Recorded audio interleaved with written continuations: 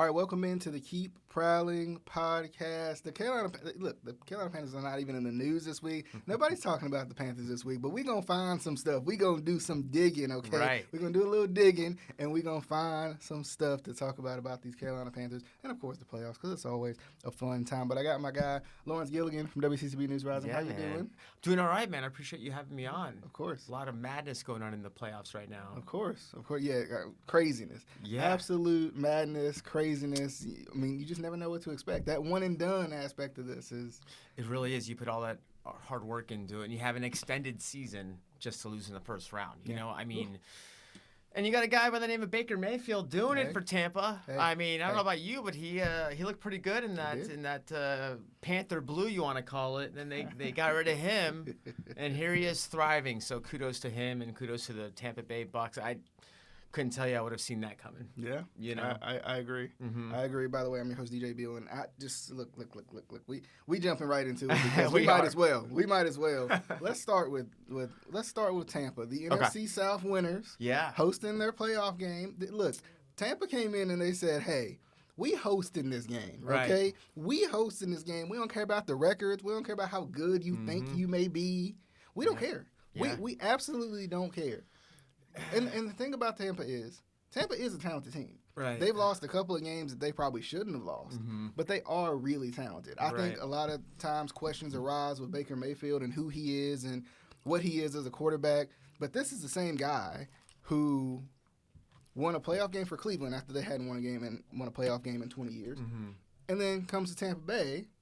Turns them around a little bit after, post Tom Brady. Right. Just trying to, living up to the pressure of that, number one. Yeah. But then also just trying to show, like, I belong. Like, I am. Right. I think he was a number one overall pick. Right? He's been overlooked his entire career. And it's always a guy I rooted for. I know a lot of people think he's kind of pompous, kind of brash. Of course. But to play at that level, you got to be a little bit confident, don't you? You have to be confident. I mean, in any professional sport, in any profession to begin with, right? Confidence is key. And it's wild just to see how he's kind of grown in that system. I know mid-season, whatever, you're like, they're all right, and they kind of come from behind in the second half and make things happen. But even this last part of the season, I'm like, I still don't buy it. I still don't buy it. And then, hey, there you are. You're one win away from getting to the NFC Championship, and it's just wild to see it. And like you said, man, it's good to root for a guy like that where you're like, man, he's trying to be in the mix of it. Why not, right? Yeah. So it was good to see that game. I didn't see it turning out to be like that, but I mean, I think Jalen Hurts was a lot more banged up that they were letting on. He's been hurt since week 1 or 2, and playing through pain and all that stuff. And then A.J. Brown not being out on the field, that's a whole nother little spot or little storyline going in. And I'm like, oh man, I don't think I even realized he was going to be out until right before they're like, oh, AJ Brown's not playing. I'm like, what? It's funny. They were very quiet about it. Right. I've talked about it on other shows and everything too.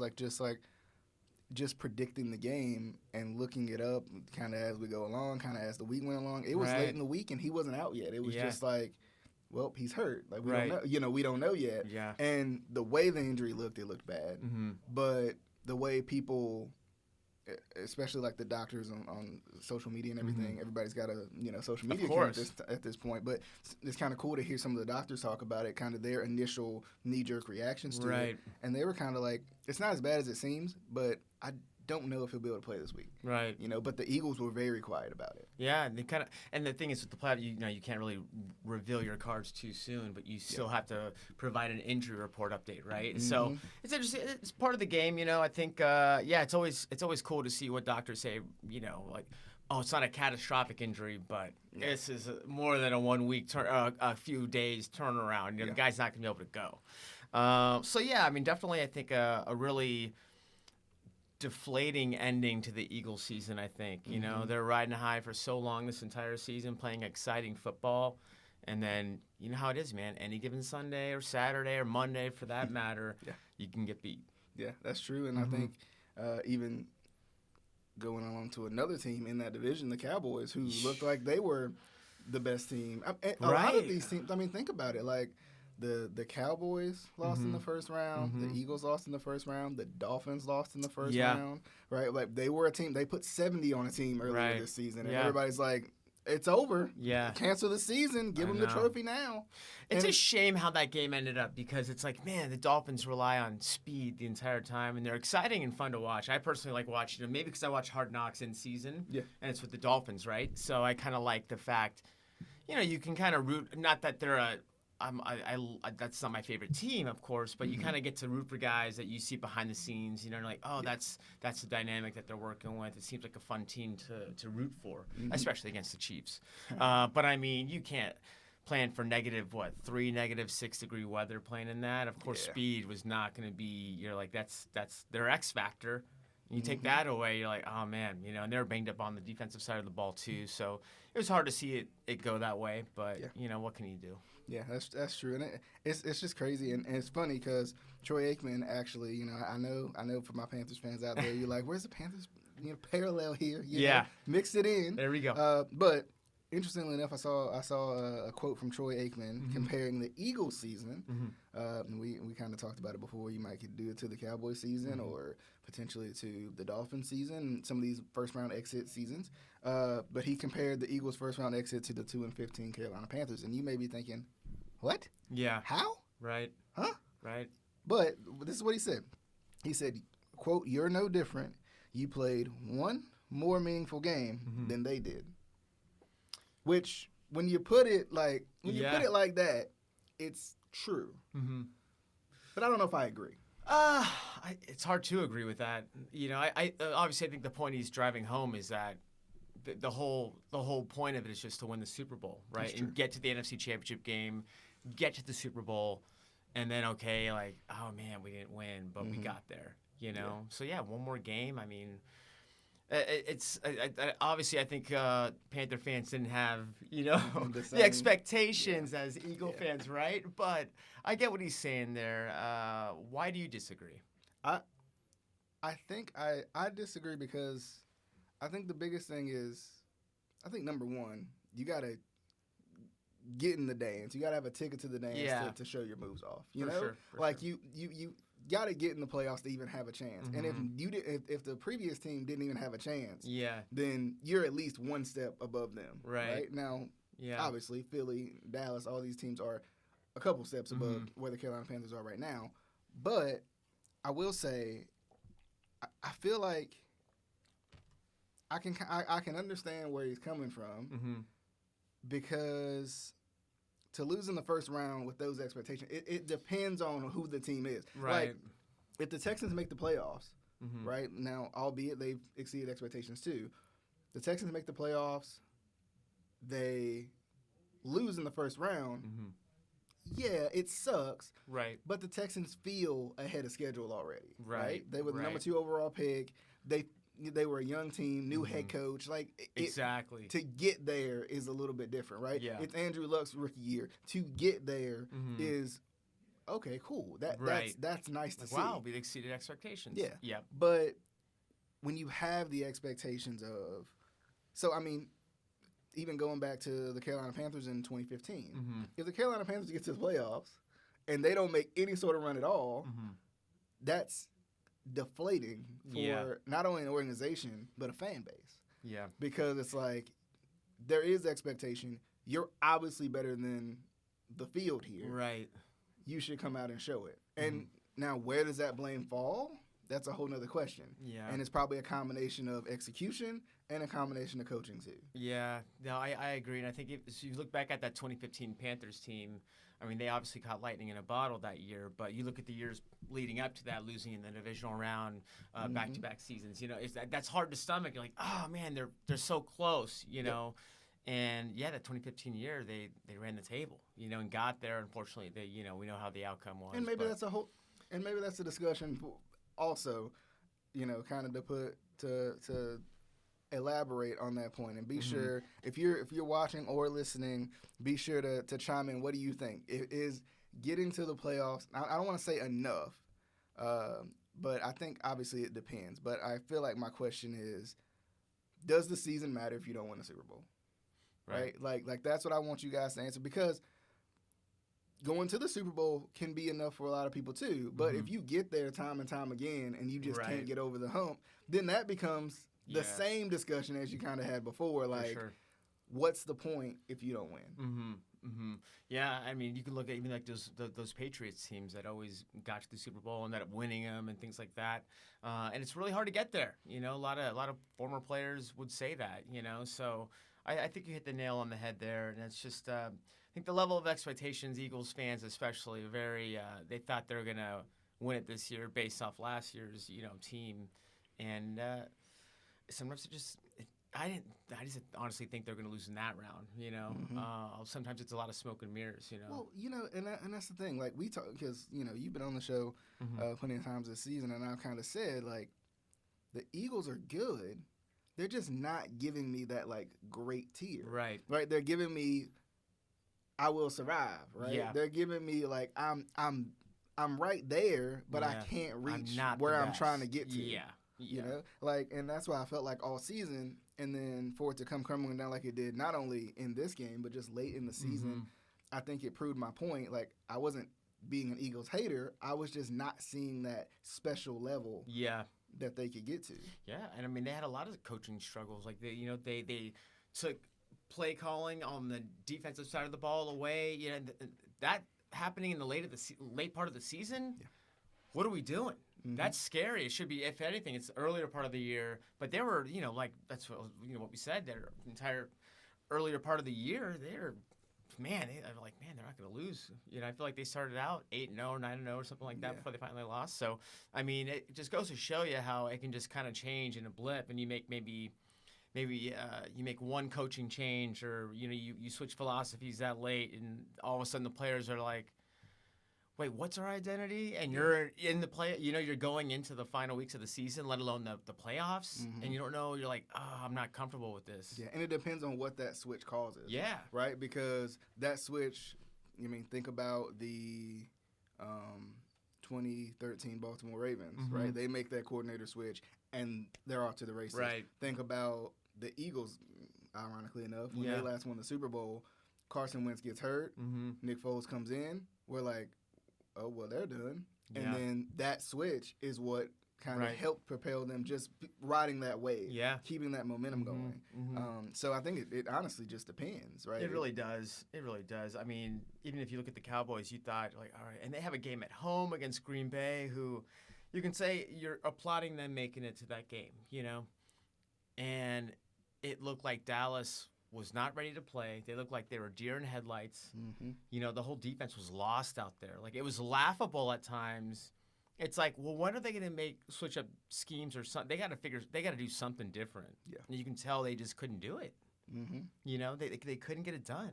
I don't care how good of a team you are offensively. If your defense is that lost, you're not going to win, because, the other team, it only just takes one or two drives to just kind of completely knock you out of it. When you do get momentum, you come back and give up a touchdown, you're like, all right, so now it's over, So I was definitely smiling a little bit during that Cowboys game, just to say, just a little bit. Did you get to pick with Gary any while you were? What's up? Did you get to pick with Gary at any point in time? Oh man, no, I didn't have a chance to. Yeah, no, man. But yeah, it was good to see. That's another one. You're just like, mind blown as to how that transpired. Yeah. And it's just, the Cowboys are, like, and I get it, they're polarizing as a team when it comes to, not even necessarily, I don't even think NFL and players. I think fan bases wise. Yeah. Fan bases. You know who they are. You see the star on the helmet. You know who it is. And it's like there's always so much pressure on the Cowboys to be great, right? Because it seems like they're so close, but they can't reach it either. Right? Like, they're, as Stephen A. Smith would say, an accident waiting to happen, right? Yeah. Like, for whatever reason, I can't put my finger on it. I can't pinpoint why it's like that. And it's weird, because you want to say, well, maybe it's coaching, maybe it's quarterback play, but they've had a couple of coaches. They've had a couple of good quarterbacks, right? Or at least quarterbacks that put up numbers, right? Which is a whole nother perspective that you can talk about is, the number's not always telling the whole story. Right. Yeah, and even like on the defensive side of the ball, they had a heck of a year. Michael Parsons is an animal, and in terms of just putting up stats and making key plays, and he was he didn't do anything. you know, and you're like, what is going on right now? Their DBs were getting a lot of interceptions throughout the entire year. I'm like, oh, they'll probably pick off Jordan Love at least once. You know, Jordan Love was just, I mean, he was incredible. When Jordan Love is on, he's on, though. Like, Man, I don't he was so know, good. Like, and that's the thing. Like, it's funny because as we continue to just think back throughout the season also. Right. Jordan Love came out against Chicago, and I'm like, I don't know what this is about to be, right? I think Chicago's going to finally get their win against Green Bay, you know, post Aaron Rodgers, and Jordan Love comes out slinging, you know. Yeah. He's throwing the ball everywhere. He's throwing touchdowns everywhere, and I'm like, who is this guy? I like this guy. I'm like, I want to root for this guy. For sure. You know, because he's just like, he's just doing his thing, you know? Yeah. And it's just crazy. It's wild. Like, the NFL season, especially the playoffs, but the NFL season just throughout is just wild. It's been wild, yeah. It's definitely just a lot more competition out there, too. You know, you never know. You know, whenever you run into a buzzsaw of a team or vice versa, or, you know, sometimes it's not the best team on paper that wins. It's the guy that just, they executed a little bit better, or they just, you know, you're playing with fire sometimes. You're like, we just couldn't stop that guy. Yeah. You know? Or you come out flat. Or you come out, like Dallas. All of a sudden you're down 20-0. Like, right, you're like, that's a tough, I don't care, like I said, who you are. You know, you got to make sure you got to stay with it and try to compete and figure it out. But you start to hit the panic button early, and especially in the playoffs, you're like, you're toast. Yeah, and that's the thing. Like, the 2019 Ravens know that too, right? Being the number one seed, that's probably will be a talk that we'll have. When we get into the picks, like, you know, is this a different team? Is it not? You know, we'll see. But well, I want to talk about. We are talking Cowboys, obviously, right? And Dan Quinn, the D coordinator for Dallas, just got done interviewing for the Panthers head coaching gig. What do you think of that? Do you think? I personally think Panthers got to focus on offense, right? You got the number one pick in Bryce Young. You have to go offensive mind. I understand. So I made a little list of all the guys that they're looking at. So it's Dallas. It's Quinn for Dallas. They're looking at the Rams coordinator for defenses too. That is Raheem Morris. The Bucs offensive coordinator and the Bengals offensive coordinator. So, you know, Bengals offensive coordinator. He wasn't necessarily the play caller. Yeah. But he's still, you know, look what Browning did towards the end for the Bengals this year. And it's about coaching those, you know, especially the quarterback. You got to make him feel comfortable, right? You got to want to see him grow. Yeah. You know, so they got to go offensive. I understand you got to kind of interview a bunch of guys. So I hear Dan Quinn, I'm like, you got to give me a break here. Just because of, like I said, that it's on tape what happened against Green Bay. It's laughable, you know, like unbelievable. So I think, and I don't think we've had this discussion yet, but I think if they're going to go with a defensive-minded head coach, I think that's okay as long as he gives the complete control to the offensive coordinator. Yeah, the keys. Yeah, here are the keys, man. Like, I don't want any part of it. The offensive coordinator, then that becomes even more important, I think, because we know the defense, regardless, talent-wise, the defense is there, right? The defense is going to be good probably regardless, but I think at the same time, it's got you thinking offensively, you know, what do you do? How do you continue to develop the offense? Because if you go with a Raheem Morris, for example, or even a Dan Quinn, you're going with, at least for Dan Quinn, an older head coach. Right, like a guy more experience. A guy who's like that. been a head coach before. I think Raheem Morris has too. But you're going for a guy who he's gonna bring that kind of old school smash mouth style. Right. But then I think the good part about having a defensive guy is the offense is just handed off to whoever the coordinator is, and then it makes you think, well, who would they bring in as an offensive coordinator? Right. So you're exactly right. And then obviously, you know, the GM's still a vacant spot too. So I mean, you got to deal with that. But so I look at the coordinators, and then I also looked at who are the free agent receivers, because that's obviously an area they need. Absolutely. To figure out. And T. Higgins from the Bengals is going to be a free agent. Michael Pittman Jr. from the Colts. I don't see, honestly, Michael Pittman, I don't see. He's going to get paid. I don't see them letting him go. No. You can't, especially, because they have a pretty decent pick. So they probably could grab another receiver. Right, good point. There you go. I mean, he's going to be there for a while, especially with Anthony Richardson. Mike Evans is going to be a free agent. You know, we both know he's going to retire a buck. I would say they're not going to ever let him go. I'm sure they'll give him whatever he wants. Marquise Brown from Arizona. Okay. He's a speedster. Yeah. I liked him with the Ravens, and then he went to Arizona. Yeah. So he's had some injury problems too, you know. So I don't know. An old school Panther, Curtis Samuel. You can bring him back. Why not? Okay. Odell Beckham Jr. and Gabriel Davis are the other guys that are the higher end free agents. Yeah. So depends on how much money they want to invest in receivers and the offense. You know, I think you mentioned the defense. Hey, I think they're okay right now. You know, maybe you maybe get one or two guys. You try to figure something out. Maybe you draft someone to kind of do it that way. But offensively, they got to figure it out. Yeah, Hollywood Brown's a good one. I mean, Hollywood's a stud. I know I'm kind of a homer on this one, right? But I've seen what he can do. Yeah, right. And Hollywood Brown is going to get open. Mm-hmm.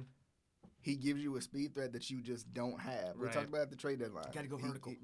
Because they don't have that guy. And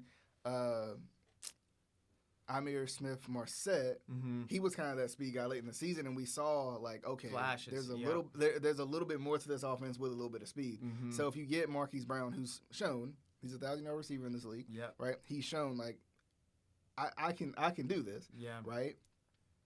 I think he would be almost the perfect fit. T. Higgins is good too, because T. Higgins gives you a little bit of speed, but also gives you kind of that big body. That possession kind of guy. Yeah, because the issue with getting another possession guy is you already have Thielen, right? And I think Thielen's locked up for a little bit of time, right? So that's the issue with getting a Mike Evans. That's the issue with getting probably even a Michael Pittman or a T. Higgins. Yeah, I feel Thielen would be better as not a possession guy, though. You know what I mean? He needs to do stuff in the slot. He needs to do stuff that are along those lines. You know what I mean? And there's never too much. You can never have too many receivers. Right, for sure.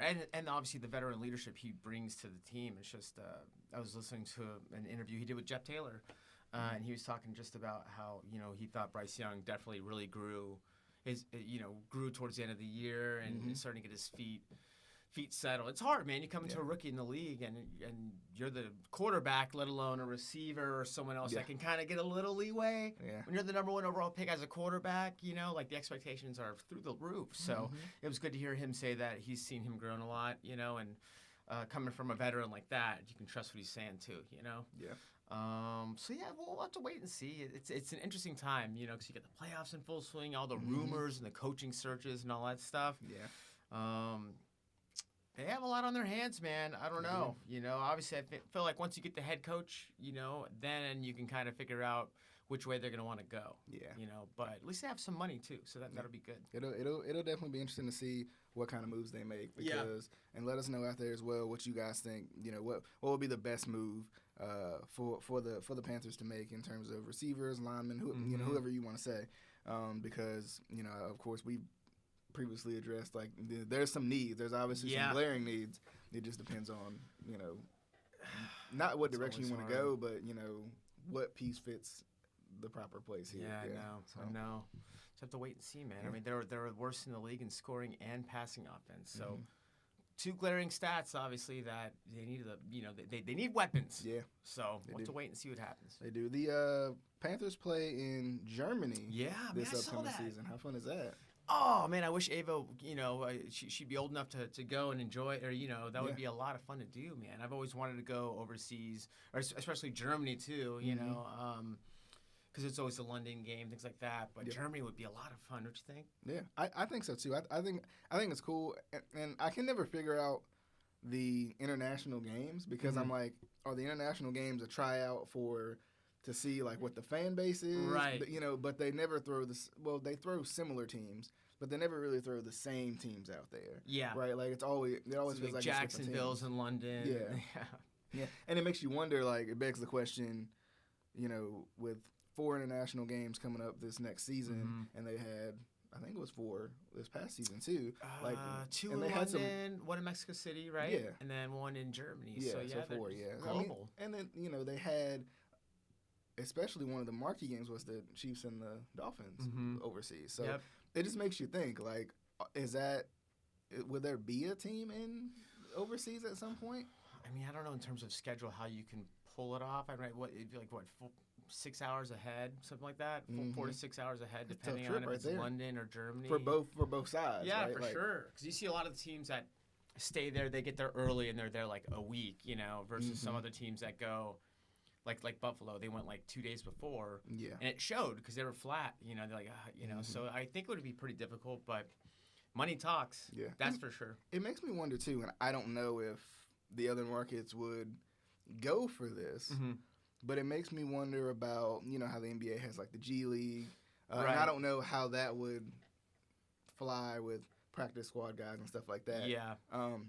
But it makes you wonder, like, would they do something like that overseas? Right. Right? Like maybe create a league of expansion teams, right? Or expansion, like G League type teams, practice squad type teams, right? And have them have to travel across seas to kind of just like, see what the market is out there, but also like give them consistent football that's not hard on the current NFL players right now. Right. Well, back in the day, you had the NFL Europe. They had some teams, and that was always fun to watch because it came out early in the morning. Yeah. Something to watch. But yeah, it's definitely exciting, I think, for the league too, to be able to expand their brand that way. And it's exciting for the Panthers too. I remember when the Panthers were overseas a couple of years ago. I had a bunch of friends that went. I'm like, oh, it looks like a lot of fun. So not that the game's an afterthought, but or at least for Americans, right? But still, it gives you an opportunity too to go overseas to maybe a place you always wanted to go to, and then oh man, the Panthers are playing too. Like let's go. So I think it's pretty cool. Yeah, and it's cool too to see the Panthers get that. I mean, after the season they've had, right? Like you don't want to just throw anybody over there. Yeah. So obviously I think it shows the NFL. It shows that the NFL has a little bit of a belief in them too, because if the NFL is trying to expand, they're not just going to throw any team over there. Agreed. Yeah, it's got to be a good matchup or a team that's watchable. Yeah. And obviously they don't do in-division games across the pond, so it'll probably be an interesting game. It'll probably be like Panthers-Bears maybe or something like that. It'll probably be something interesting that that's out of division that people want to see. Yeah, so. It's going to be awesome, man. Yeah. I'm excited to see maybe there'll be Panthers-Texans or something over there. I know they played this year too. But. Yeah, who knows? I mean, I think hopefully it's not the Raiders because the Raiders they play them in Vegas this year, so I don't know. Hopefully I can try to get to that game. Oh, yeah. Selfishly, I would love to go to that game to watch that, but so hopefully it's not that. My luck probably would be. So then you'll be going to Germany. So there you go. I have my passport's up and ready to go. So there you go. I like that. I do want to ask you about some of the staff we've seen and their future in the NFL in terms of the Panthers. So Frank Reich, Chris Tabor, Scott Fitterer. I mean, do you see them bouncing back? Reich maybe. Yeah. Tabor, I think I could see him being an assistant again somewhere. I think that is his role, like currently in the NFL. Right. And then with Fitterer, I could see him bouncing back, right? Because he's been aggressive. He's just missed a couple of shots. It just didn't work out. Sometimes you take some swings and it's a bit of a gamble. I can only imagine what that's like. Where you're like, you got to make some moves. Sometimes they work out. Other times they don't. This obviously, unfortunately, did not work out. But who knows? I'm sure he'll figure it out. There's always openings. Especially if you already have a name in the system and a name in the NFL. Yep. I'm sure they'll all bounce back for sure. Okay. And then, real quick before we get into the picks, who do you feel like your MVP is for this year? For the Panthers? Or for the NFL? I go for the Panthers and for the NFL. We'll break down this discussion a little bit more in another episode. But in the NFL, since you brought it up, let's do both. Oof, man. I would say for the Panthers, it's Eddie Pinheiro because he's the one that did all the scoring. Look at that. He's the one that did all the scoring for the most part. No, I don't know. Let's do that next episode. Okay. We'll I really want to look and see. We'll think about it. We'll look at some and we want to hear some from research. Yeah, give you guys time to think about it as well. Definitely. If you want to say Dave Tepper, you can. I'm not gonna judge you. I'm not gonna judge you. Man. But we'll see. But what about your NFL MVP? NFL, man, it's definitely got to be Lamar Jackson, man. Yeah. Your boy. He that game against San Francisco. The last time I was on here, you were confident. I was confident for you too. I'm like, all right, well, let's hope that happens. You said I'm gonna write it down just in case. I did write it down. I think I threw it out. I had it up there though for a while, but I had that, and I wrote that down, and that, I just think that obviously was the marquee game going up against Purdy. Niners defense is pretty good, and Jackson just hasn't really had. He's played consistent. Sometimes you have a really bad game or something like that. I think he's played measurable games throughout his entire season, which is incredible. And the thing about it too, since they're still, at least it feels like, in a run-first offense, It doesn't seem like he gets the opportunities as everybody else gets. So he doesn't put up the numbers that everybody else does, but he also rushes more than any other quarterback in the league. So it's like it's hard because it's not always apples to apples. You know, it's apples and an orange and a grape and there's a couple of different ways to attack it. Yeah, you're exactly right. And I think even that game against the Rams, where like they were trailing, they forced overtime, but the drive to get to force overtime, I'm like, it was just incredible watching. I'm like, he's going to eventually make a mistake or, have an errant pass or something like that. But I feel like Lamar Jackson 2 years ago would have done that, or a year ago would have done that, But he's so, I feel like he's just in the zone this year. Yeah. Kind of reminds me of Cam Newton a lot, that 2015 year where it was just everything was working. He's staying healthy. His passes are on time. He runs when he needs to. He still has design runs too. But he's playing smart, So I think it's Lamar. How about you? Yeah, I agree. Yeah. I think when you look at overall impact, because I've kind of went to bat for Tyreek Hill this year. Yeah, I've went to bat for McCaffrey this year. But when you look at overall impact, right, and also considering what he has to do to sometimes to even get the ball off. Right behind that offensive line that is good at times, not good at times, right? Like, considering what he has to do, considering the times he has to just stand in there and make the throw, right, considering the times he has to make a ridiculous play just to get the throw off. I mean, I would agree. I think he gets his second MVP. I think he puts that trophy in the box in his closet with his other MVP and his Heisman trophy, and I think he's ready to make a run. I think he's locked in. I'm right there with you, man. I think he is. Like, because it's funny because that was the news that came out. I don't know if you heard, but that was the news that came out. They were like, what are you gonna do with your second MVP? You do have a place for it. He said my previous MVP and my Heisman Trophy are in a box. Just they're in a box right now because I don't care about the individual accolades right now. I want the Super Bowl. So I think he's locked in. I think this whole team's dialed in. Yeah. I think Ravens fans are dialed in. I think if there was like some concentration that Ravens fans could put into the players, everybody's locked in right now. Something always special going on there though, especially in Baltimore, man. They always play like they're just a different animal. They're a team you don't want to play on the road. So kudos to him, man. And I know you're obviously a big Baltimore fan, so big game on Saturday, man. It is. It is. And let's jump into that. Okay. Let's jump into that. The Texans at the Ravens, Saturday, 4:30 p.m. The Texans, I mean, they've been flying high. They have. If there was a team that, because a lot of people have kind of been like, well, they were pretty good last year, Right. They were number 2 overall pick, but they had the talent. It was just the quarterback. They were a quarterback away. Right. And I've always said I felt like they were a year away, but they've exceeded expectations. They won their playoff game. They've done all they can do, and the Ravens played them way back when in week 1, right, where they were a completely different team. Both teams were completely different teams. So, I mean, it's a tough matchup, right? I think for the Ravens because of the talent that the Texans have, but the Ravens have played plenty of talented offenses this season. Yeah. So I mean, I think hands down, it's your boys that are going to win that game for sure. I think, it is cool. It's always fun to kind of root for an underdog, in a Houston or even the Lions, on that side. But it's just their run comes to an end on Saturday for sure, definitely. Yeah, but they had a heck of a run, I'll tell you what. Yeah, they've had a Cinderella run. I think it comes to an end too. I feel like if the Ravens need to make a playoff statement, this is when they do it, right? Like, because the Texans are good. They're really good. They're surging. They look the part. Right.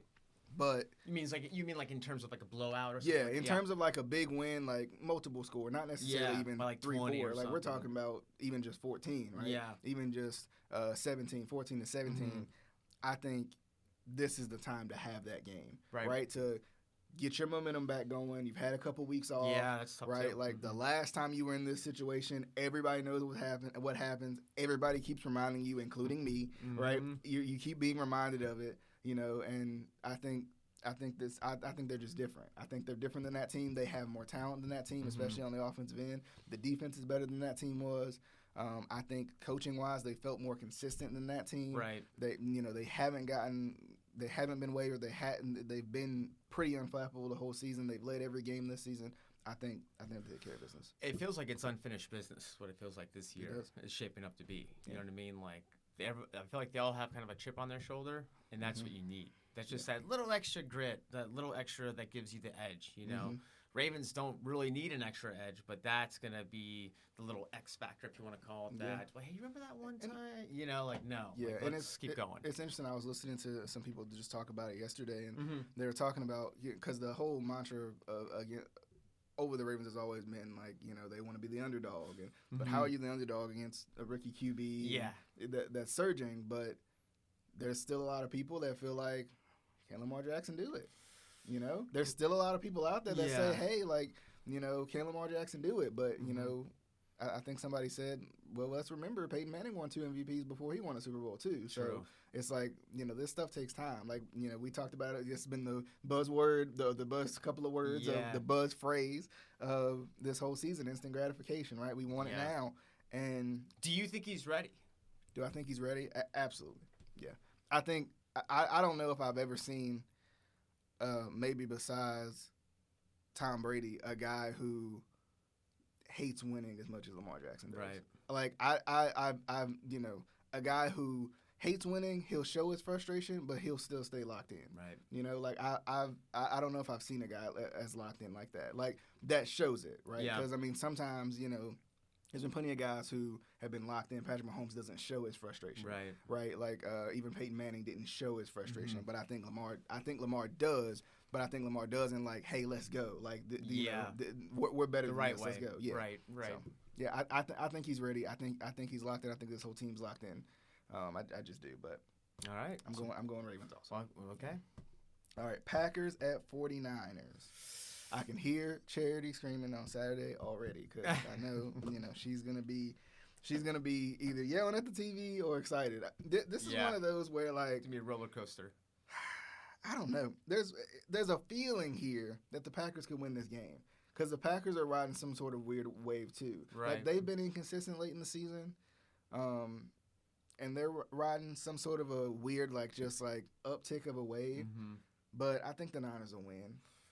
I think it might be close, but I think the Niners will win. Yeah, I mean, I think the Niners are obviously a better team than the Cowboys, you know, just because of what they have on the defensive side of the ball, and offensively, you know, they have so many weapons too, right? They do. If they can get to Brock Purdy like they did to Dak and frustrate him and do those type of things, and try to make the Niners play from behind, then they have a chance. Yeah. You know, that they have a chance. But they have to come out fast like they did against Dallas and try to put up points early. And you know, so that's going to be, I think, the caveat. But I think it might be a little bit of a different type of game, too. You know, you saw Jordan Love make some incredible throws, but Dallas they're playing him zone. I don't know what they were trying to do. Yeah. But Dallas got eaten alive by playing that, you know. Niners aren't going to they're going to, you know, pin their ears back, you know, and with you know, with what they have on their line, now with Young, too. I mean, totally different animal.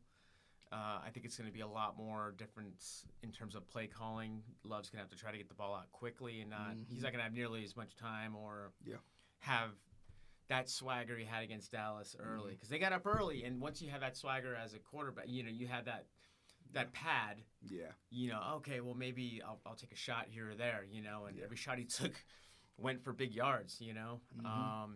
But yeah, it's hard.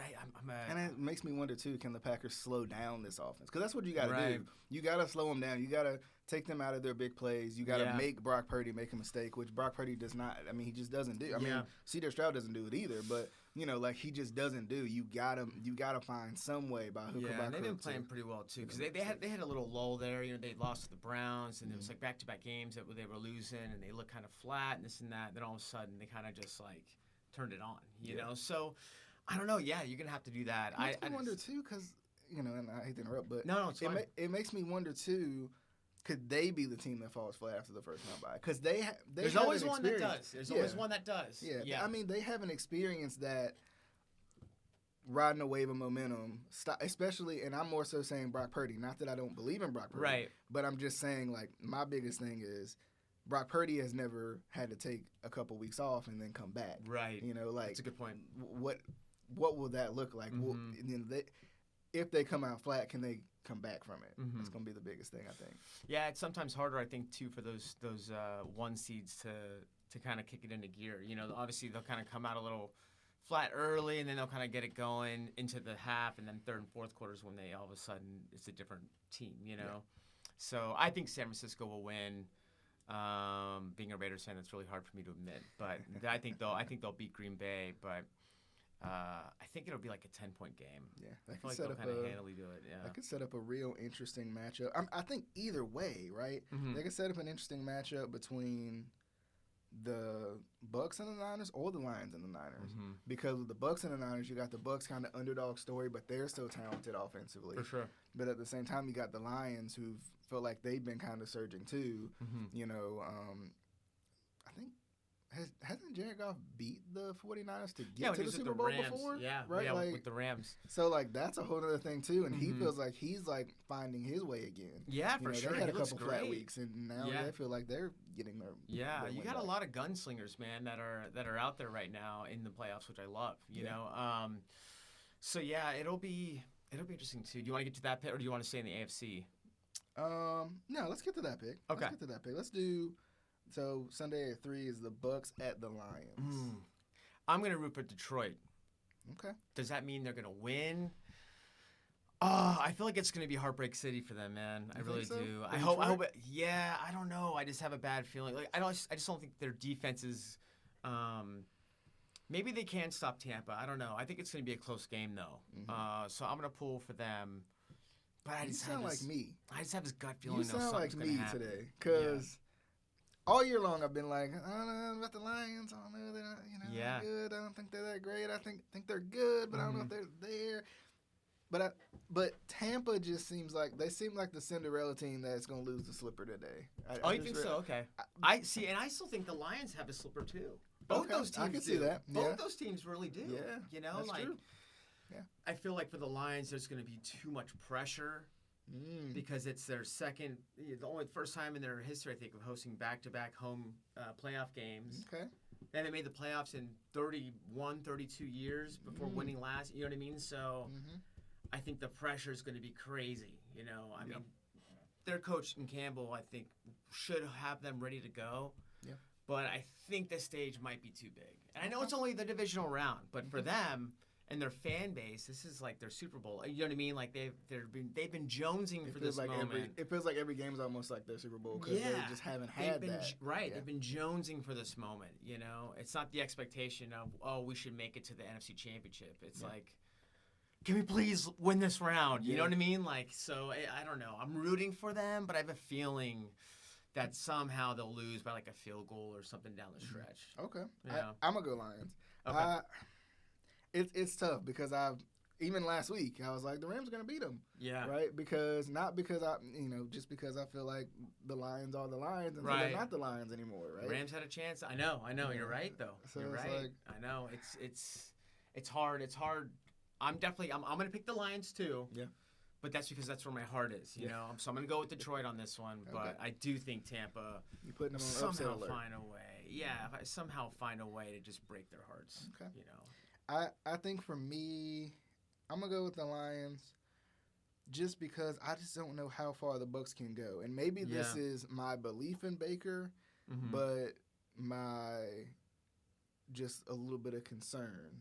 Right? Just sure. because he hasn't made a deep playoff run either. No. Right? No. And, I think the Bucs are talented. They have a talented defense too. Their defense is tough. tough. That's what's kind of hanging me up in it too. Yeah. Yeah, this is a coin toss game for me. I mean, I think that's my struggle. Like it really is. But I'm gonna go Lions, right? I'm gonna go with the safe pick, the team that's higher on the totem pole. The Lions. Okay, cool. But I wouldn't be surprised if the Bucs won. Right. Gonna be all right, so we're the same on that too then. Okay. The Chiefs at the Bills. Probably gonna be cold.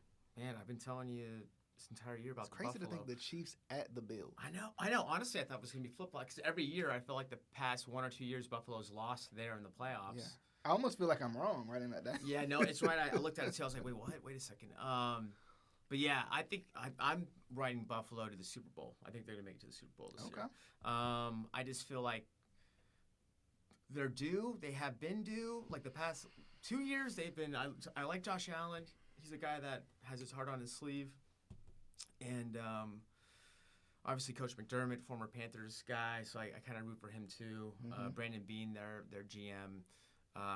They try to do things the right way there, and that's another team, man. It's another franchise where I think they have the expectation of being so high, and then it's just like, no, man, like you're not close. You know? Yeah, I think.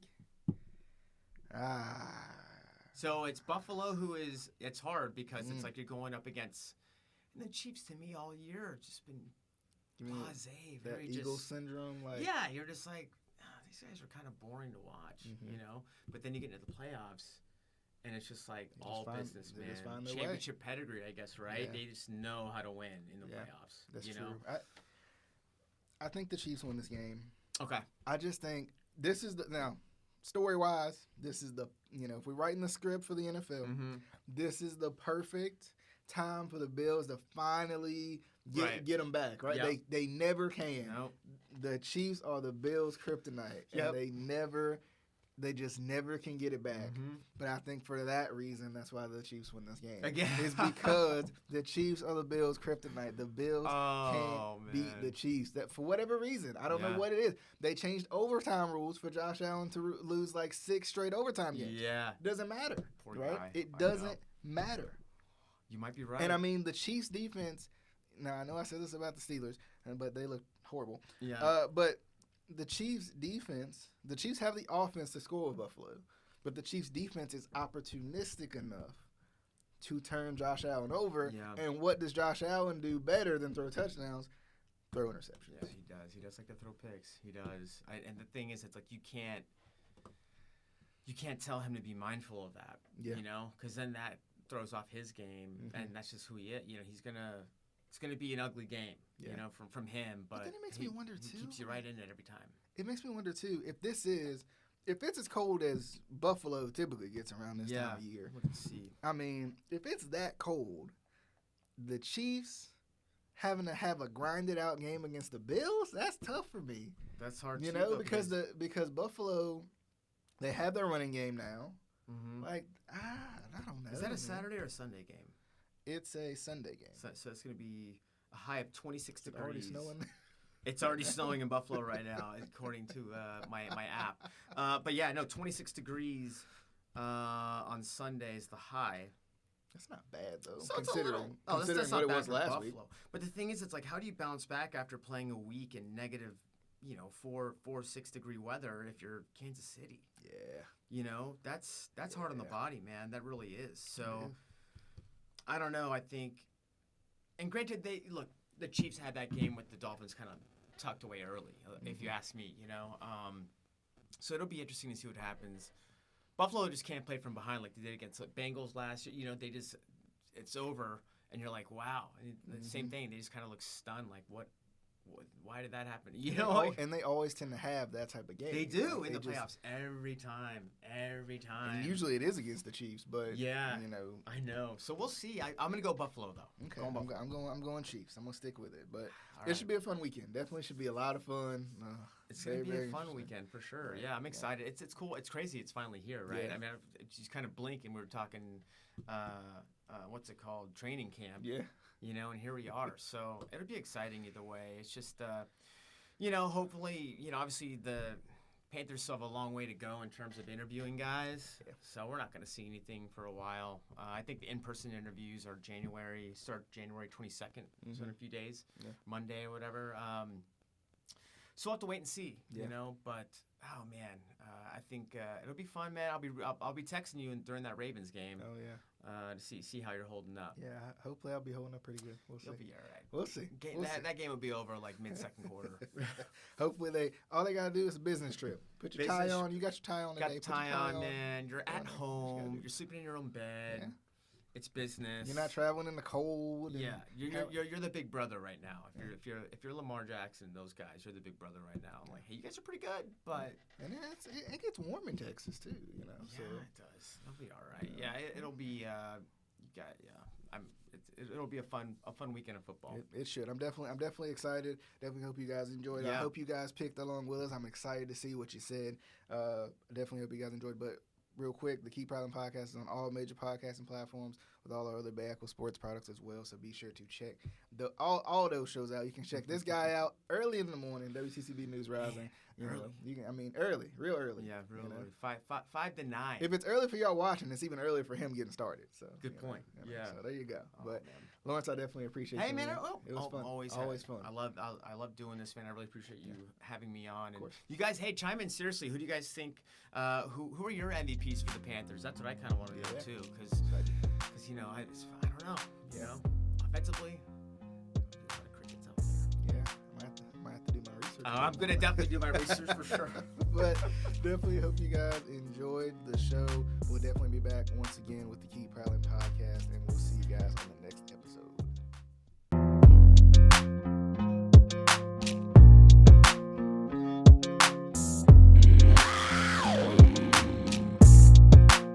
Are there any Panthers topics that you want to hear us talk about? Let us know in the comments below.